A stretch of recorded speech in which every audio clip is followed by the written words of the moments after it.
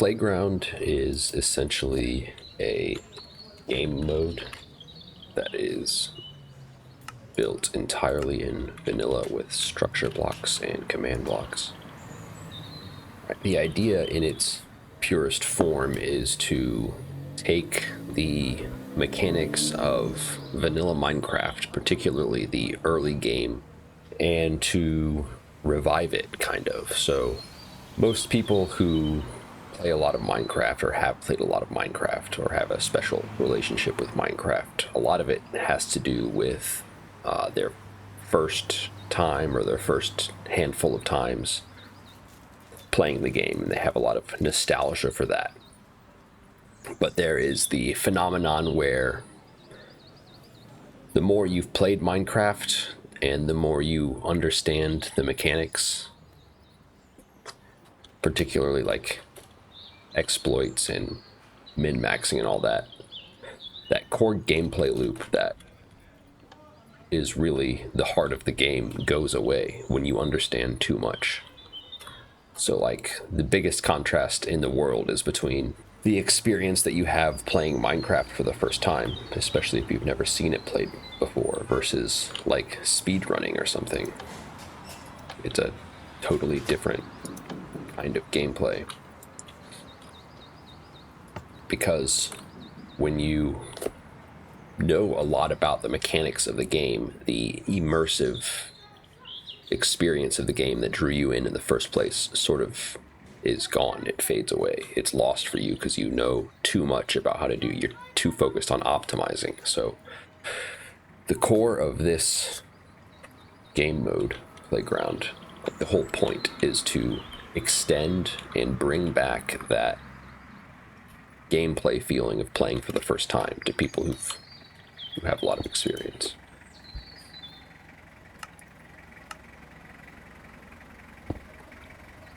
And that's accomplished in a number of ways. But the most important thing for me was to preserve what makes Minecraft Minecraft. So I'm in all things keeping in mind that I want to have as light a touch as possible. So I want it to feel very much the same as vanilla survival Minecraft at its best. But accounting for some of the problems that we run into once we understand too much, once that feeling of deep embodied immersion is broken by the kind of matrix of game mechanics and exploits and min-maxing. So there are added constraints, there are effects that make the game a little more difficult than you're used to, but there's also a number of dynamics that shift throughout the game to kind of keep you on your toes. Oh, this is not going to work. I've been having problems lately with... Oh no, that's just a bizarre generation. It fell in a hole. That's cool though.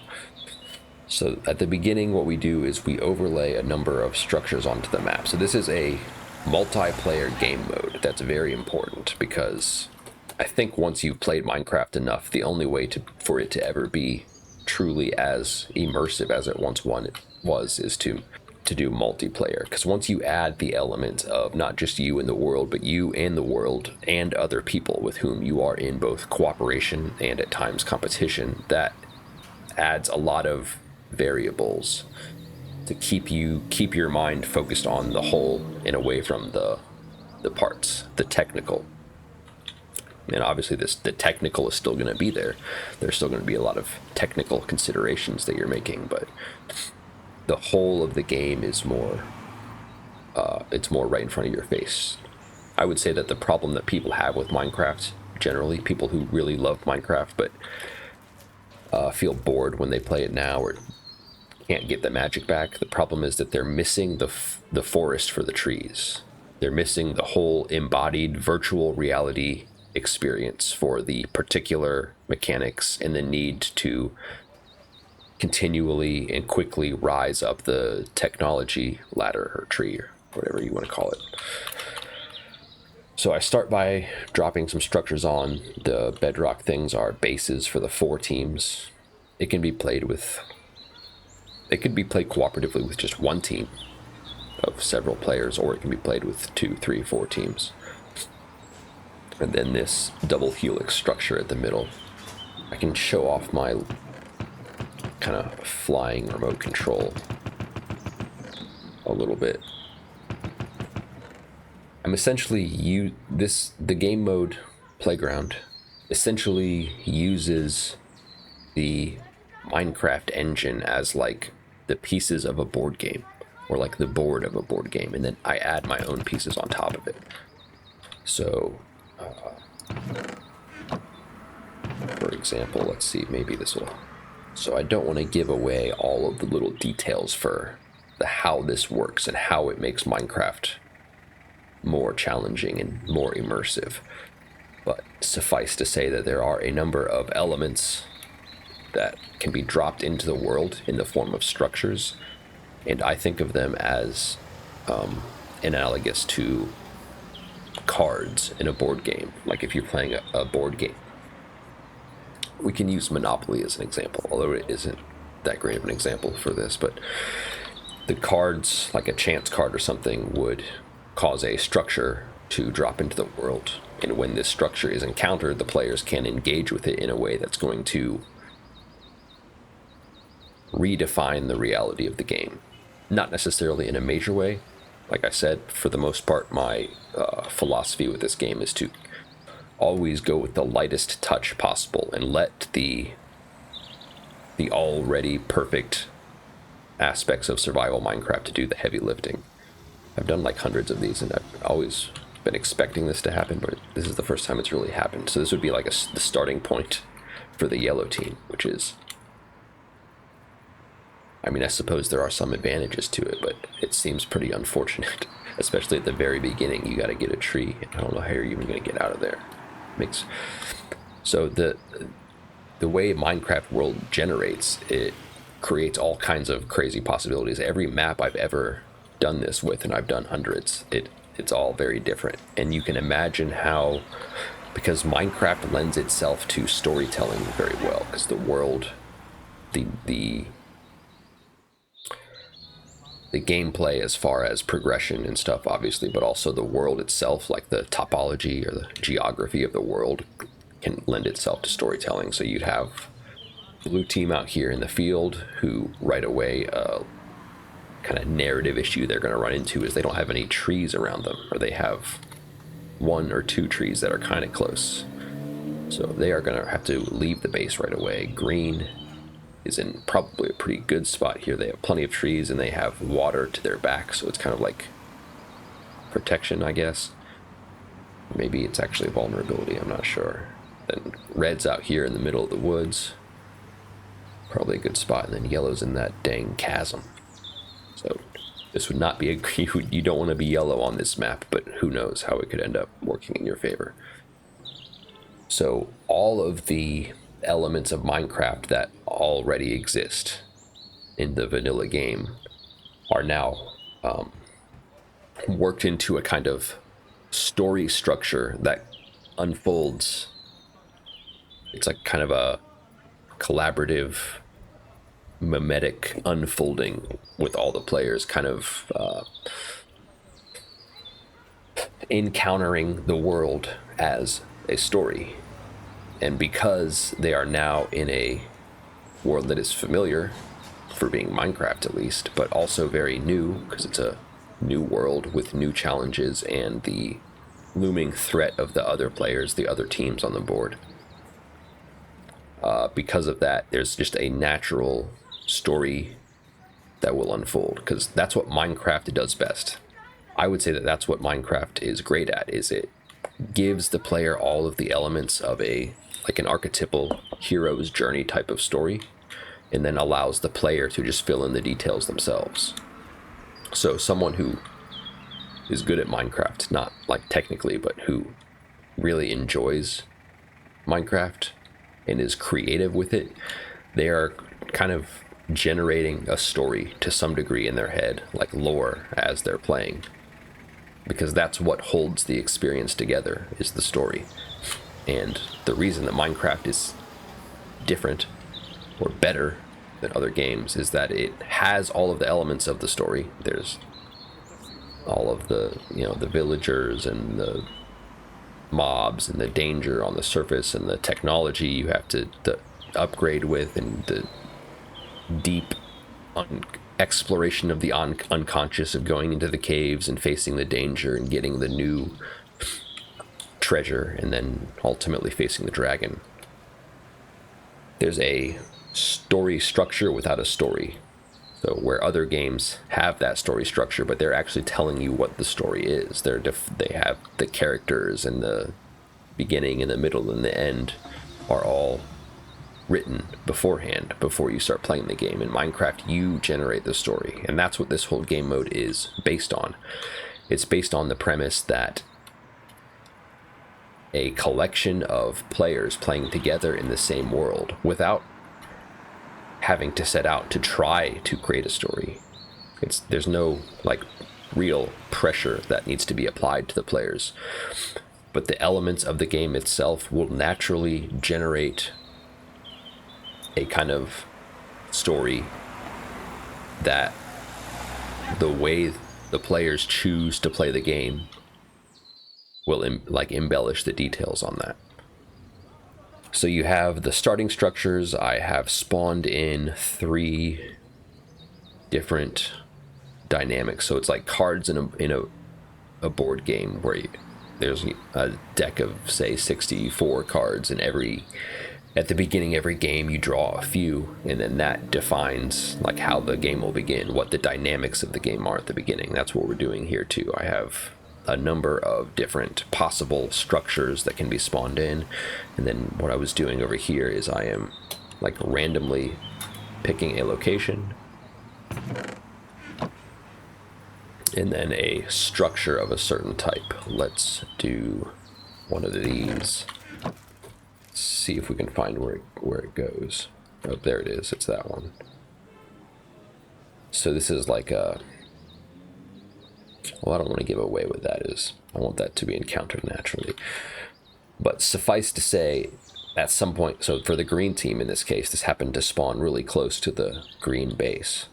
So at some point throughout the game, something will trigger me to pull a card, generate a structure that drops into the world, and then suddenly the green team will likely notice sooner or later at least, that there's this thing over here. And once they interact with this cube, something a little bit more dramatic happens.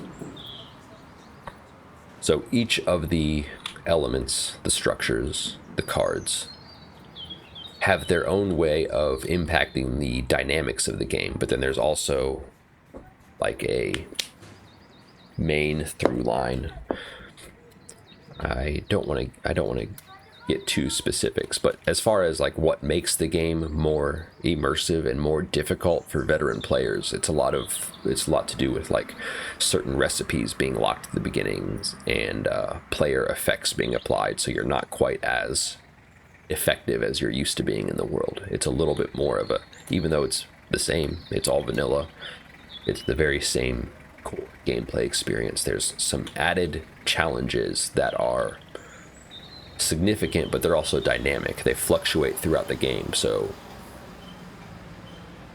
you can't quite predict everything the same way that you could if you were just playing single player.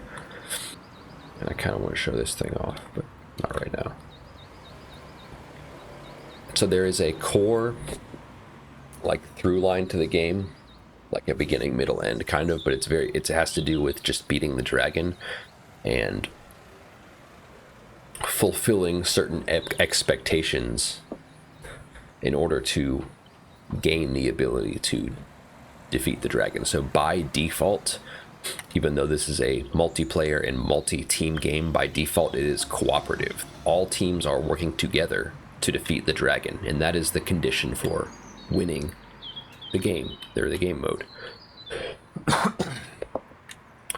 But there are a number of elements, a number of cards that could be drawn that will generate structures in the world that have opportunities for things to be competitive, opportunities, and sometimes even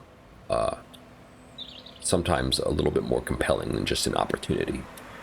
Sometimes it kind of forces at least a small degree of competition, maybe for resources or for some kind of time advantage, or certain players can be given roles. And I also want, I think, for this thing to work at its absolute best, it's really a lot like how D&D works as a tabletop game, a tabletop collaborative storytelling game. But here you're in Minecraft. But just like with D&D, it really benefits from a game master, or eventually I want to play with a number of game masters who act as like angels and demons, or gods kind of the world, who can, again, with a light touch, influence the kind of unfolding narrative of the game.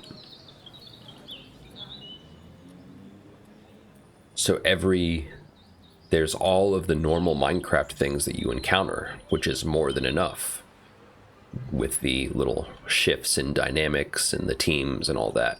But in addition to that, you have a number of situations that present, risks, rewards, opportunities to change the situation in your favor or whatever, or to shift the landscape, so to speak. It's like playing Dungeons and Dragons on a Minecraft world. It has that same collaborative storytelling thing as D&D. But instead of sitting around a table with papers, you are in the world, having the things happen to you in a Minecraft sort of way. And I kind of ultimately I envision this thing being like eventually something that can be played with many players. It could have 4 big teams, and it could take place over even weeks or months.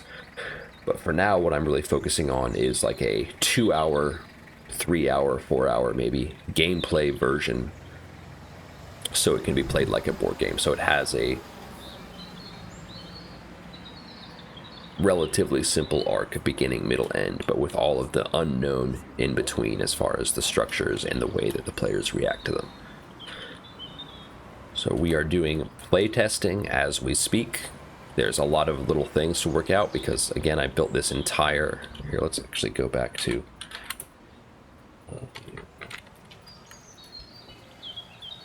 There's a lot of things that have to be worked out because I built the entire structure of the game into Minecraft with command blocks. It's all 100% vanilla. There's no mods or plugins or anything. Maybe we'll head more that direction eventually, but I want to keep it as close as possible to just regular vanilla Minecraft, at least in terms of gameplay. And so playtesting is happening now.